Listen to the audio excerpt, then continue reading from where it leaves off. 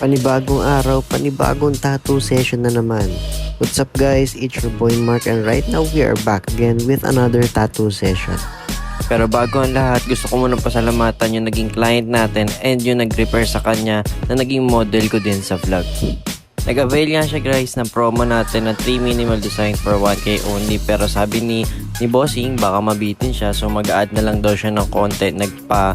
Red siya dun sa may heart na part, then pinalakihan niya ng 1 inch na bahagya. So pinagbigyan ko na kasi naman bare months promo tayo. Bukod dyan, syempre kapwa Pasigueño natin yan. Laking gulat ko nga nung malaman ko nakabarangay ko pala siya. Siya nga pala, sa hindi nakakaalam, taga Pasig din po ako. Kaya sa mga Pasigueñong interesado magpa-tattoo dyan, mag-PM na po kayo sa akin hanggat bare months promo pa po. Meron lang minimal addition for service charge, syempre magagas po tayo. At meron din po pala kami